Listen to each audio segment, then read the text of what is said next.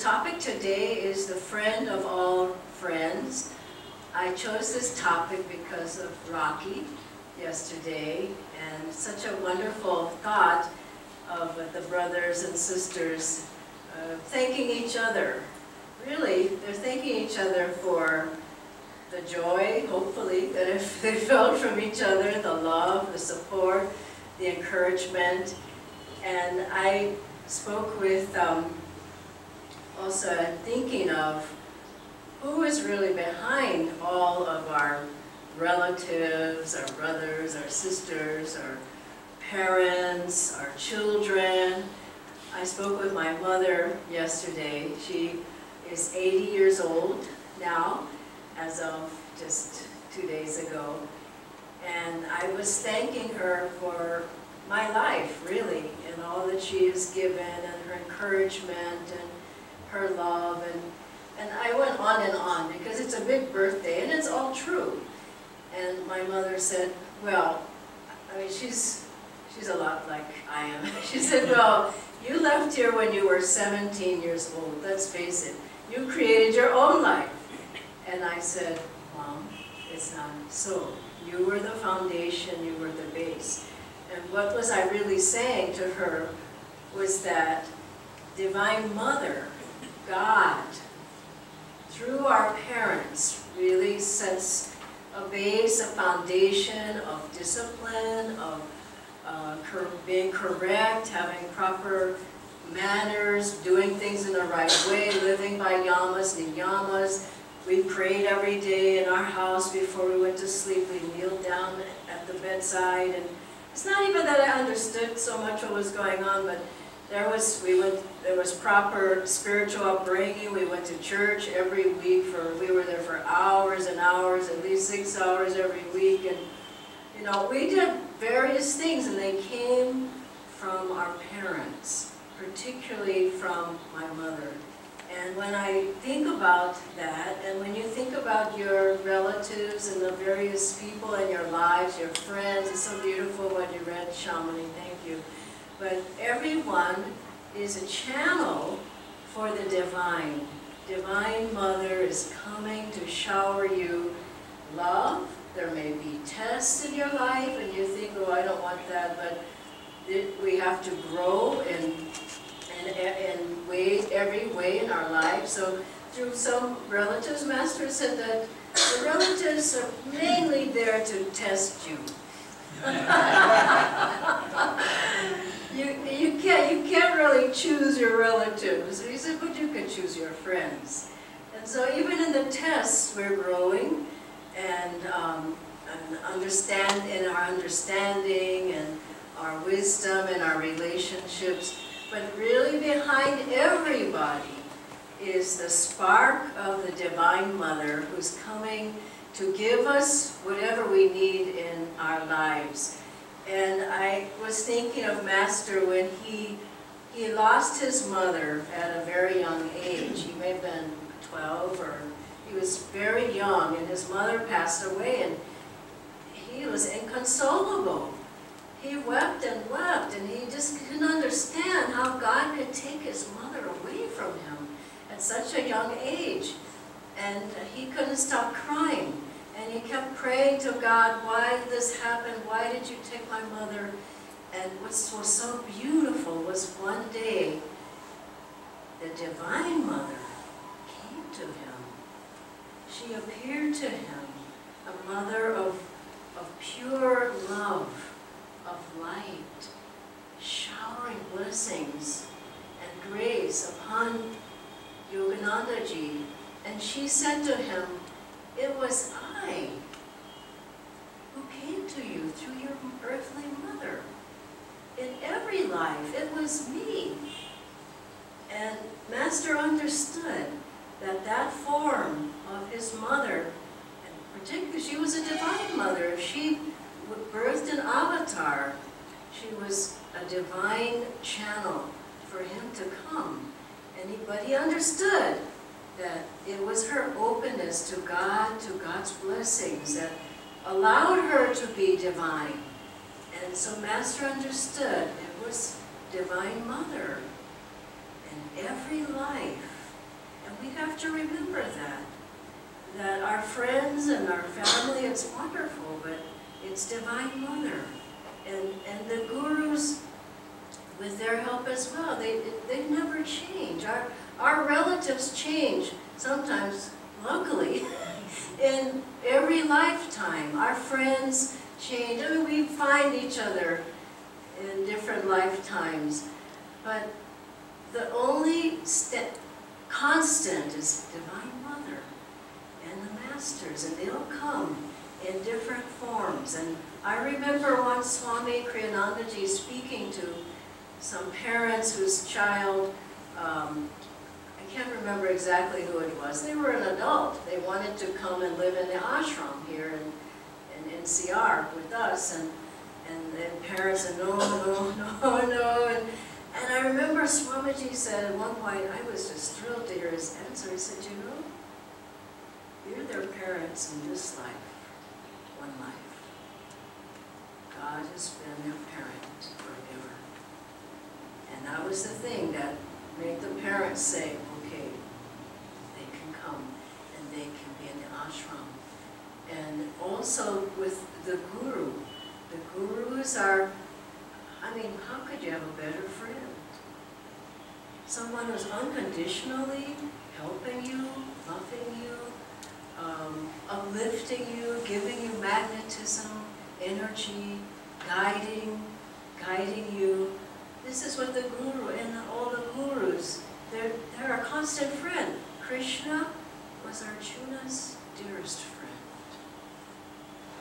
He drove his chariot, meaning through the battlefield of life, who stood by Arjuna? It was Krishna, his guru, until he had gone through every delusion and until he had achieved oneness with God.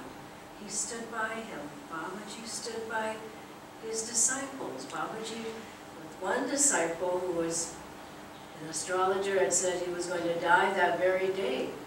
And Babaji looked at him and he said, go tell him it's not going to happen. It's just wonderful to think of. Go tell him it's not going to happen. And so the disciple went back to the astrologer and said, my guru says it's not going to happen. He said, you have to die today. It says it right here. He went back. There was a big lightning storm, lightning all around, and the great Babaji put his protection over that disciple. He was his dearest friend and master. He had so much heart and love and unconditional, not personal. But he drew the disciples from his love. Remember with Dr. Lewis, his master had him. He came, he was sitting there, and he didn't know who Yoganandaji was, but he heard of him. And, you know, master, he was dark-skinned, he had long hair, he probably had on a robe, he may have had on a turban. How do we know? But Dr. Lewis saw in him something. And Master asked him, before he showed him or taught him, he showed him the spiritual eye. Before he showed him that or taught him anything, he looked at him and he knew that he was his own from other lives. Master knew. He said, he looked him straight in the eye and he said, Doctor, will you love me always as I will love you? That's his first question to him. And Dr. Lewis didn't know what to think. He was a dentist. He was from the East Coast of America, very conservative. And Master asked him, and Doctor said later in his book, he said, I said yes, because you see, I could feel the love. He felt the love just pouring over him. He said, how could I say anything but yes? Guruji drew him from his love. And another wonderful story of Dr. Lewis was his daughter she had epilepsy when she was young. And one day, Master and Doctor were together, and the phone rang, and I think it was Doctor's wife. The daughter was having an epileptic attack, and Master could see Doctor was struggling. He said, he got off the phone, he said, what's wrong, what's wrong? And he told him, and Master said, just a minute. And he went behind like a partition, screen, and he came back out and he was happy. He says, "She's fine now." And he said, "She will never have another attack." And Dr. Lewis said, "Never happen again." He wanted to help his friend. And then there was Mr. Bob Raymer, who came to see Yoganandaji, and these were all just such great souls. And the Master, when he was with him, I won't tell you the whole story, but it's just so sweet how he received him in his interview room. And Bob Raymer wanted to learn Kriya. He said, Kriya Yoga. He wanted to learn it. Master said, "Come on in." He could see all these were his loved ones. You become the child of the Guru. You become his spiritual heir. You become a part of his family. And so Master said, this is one of my own. So he said, "Please come in." And Master was showing him pictures. He had photo album, pictures of his family. And I mean, he didn't pull out the Gita and the Holy Bible. And, you know, he just was with him. And then he had some mithai there on the table. This was in America. And again, it's so sweet. He kept putting them in Bob Raymer's mouth. You know, so he would feed him. And he just went, "Oh, this is interesting." He probably never met an Indian guru. Master would show him pictures, and he just kept giving, "Do you like this?"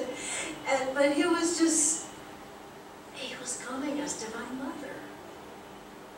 And then there was Rajasi Janakananda, and Master they would walk, you know, he just loved his disciples. He had his hand, you know, two men holding hands. You didn't see that in America at that time, at least hardly ever. And so there they were, just always hand in hand and walking on the grass. And, you know, they just are in ecstasy. And Master would just, when Rajasi first came to Master, he tapped him, I don't know if it was on the chest or the forehead, and Rajasi went into samadhi. The very first time he met him, boom! But he could see he was ripe, he was his own, he was ready. And with Swamiji, Master was just very loving, and he said to him at the end of Guruji's life, he said, "I want you to know, I'm very pleased with you." Just like a father would say to the child, "I'm very pleased with you." You all know the story probably of Master walking by Swamiji, and Master says, "How are you, Walter?" I mean, he was always just so encouraging and just such a huge aura and so magnetic. And Swamiji was just young. He was, you know, just coming up, you could say. He was 22 and he walking by Guruji, and Master said, "Well, how are you?" And then Swamiji says, "Well," and Master says, "That's good." It just was, you could just see how God just was coming through him, just to draw, to encourage, to love, to support. He didn't come off pompously. "Oh, well, you must sit down and I shall tell you this or that." He came as a friend. And when I saw Master's book, The Autobiography of a Yogi, I saw his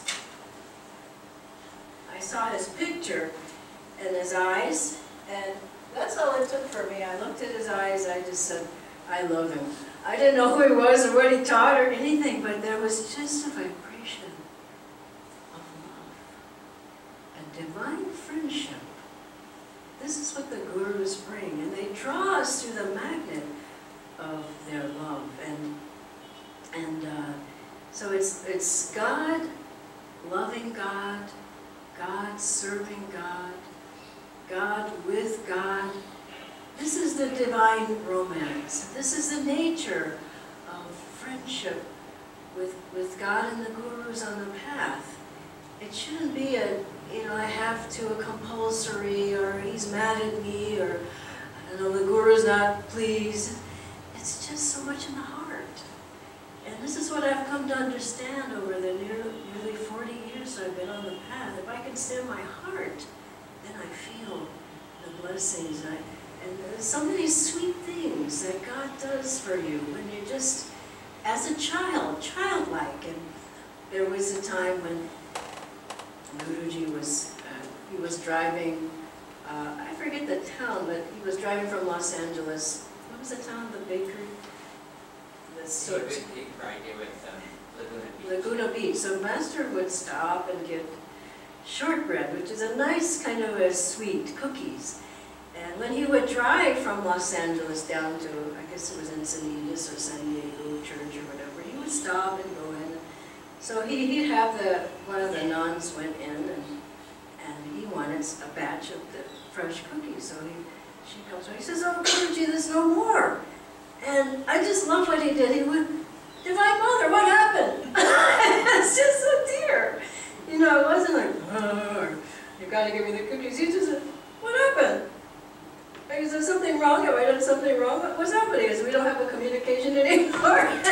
And so then they said they saw a shaft of light come down on the place, the bakery, and the lady runs out with the bag. She brings in a batch of cookies. "Please take them. These are yours." And she said, "I'll make more for the other customer later." I mean, why did my mother do that?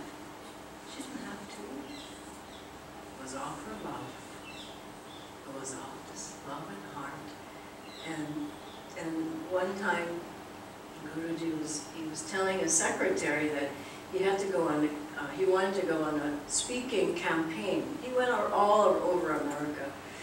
And his secretary says, "Great, but you don't have any money in the bank." And Master said, "I'm going on a lecture campaign," and so he keeps telling the man, he says, "You only have $200 in the bank." And Master said, "I'm going." I mean, he was sure he was going. And so he was walking down the streets of San Francisco, and you know, Swamiji described to us his eyes. I didn't meet Master. I was born in Los Angeles 2 years after he left his body. I never met him in person, but Swamiji said, I really can't describe his eyes to you. It was like looking into the ocean.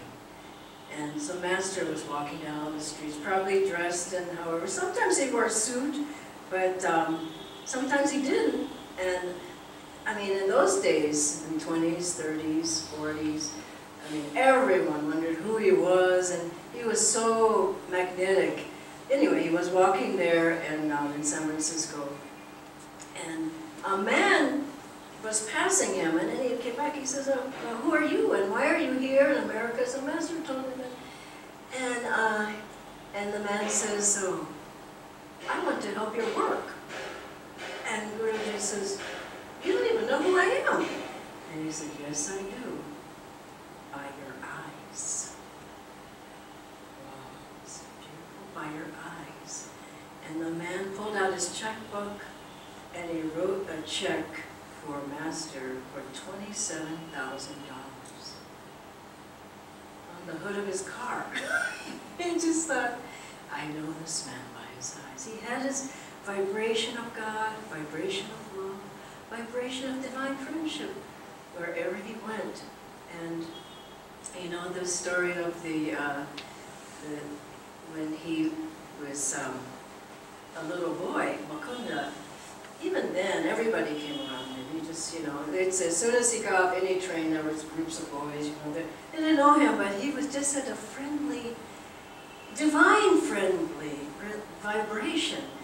And so, once he was very lonely, and his house was in his home. His house had there were lots of relatives, and he wanted somewhere to meditate, so he prayed to Divine Mother, and he said, "Please, give me a friend."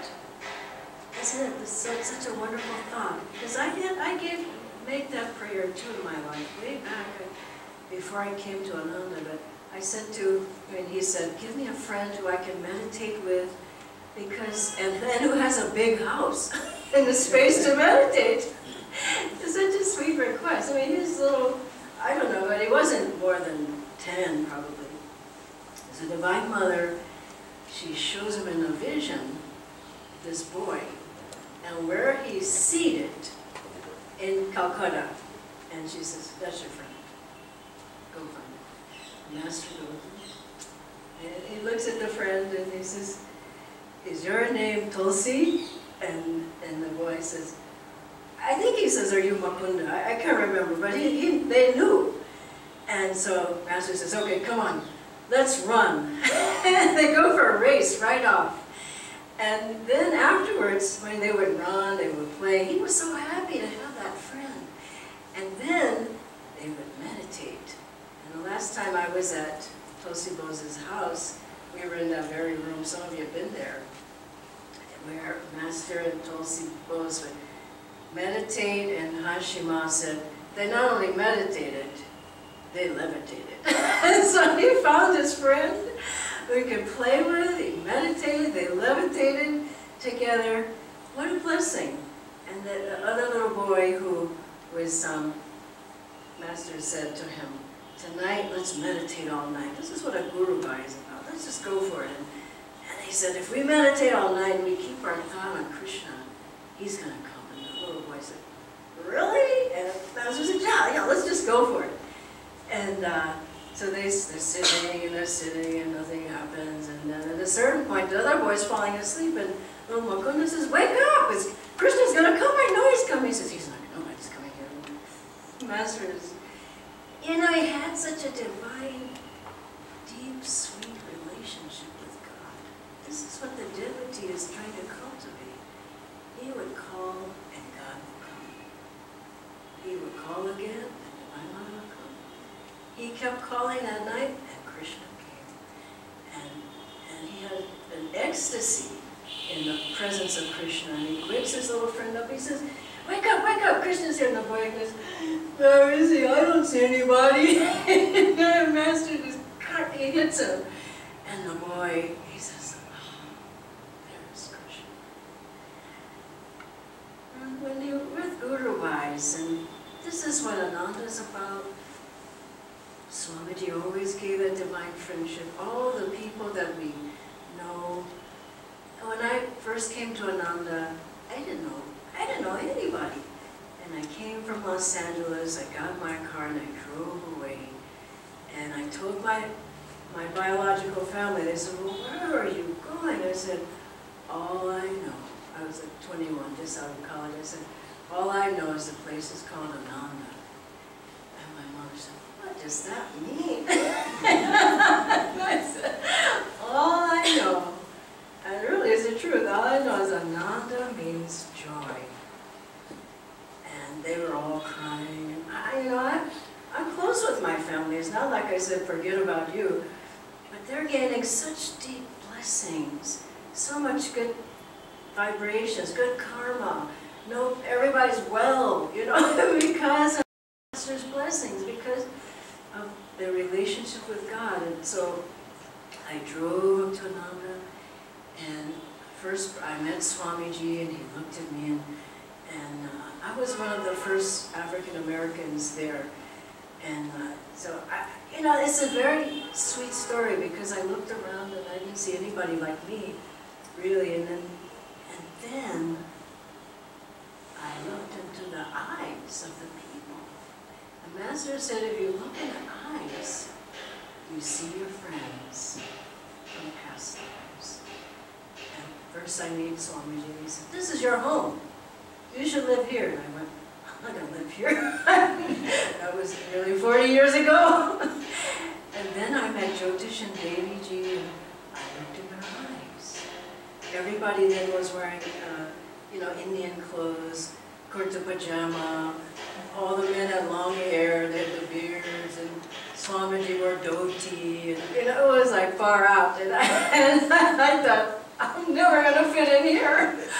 But I just watched them, and I saw their eyes, and I met Jayaji and various ones, and I thought, this is my spiritual family. I know these people. This is where I belong. And since then, the meditations, the chanting, the pilgrimages, the going to Italy, and Keshav and I have been friends for decades. We helped to start the Italy work together, and being here in India, and everywhere. What I felt, I can say the most of my life has helped me besides Master and the Gurus and Divine Mother, but through them, divine friends. Divine friendship. And that means love that flows through us to each other, God serving God, God helping God. God bless you.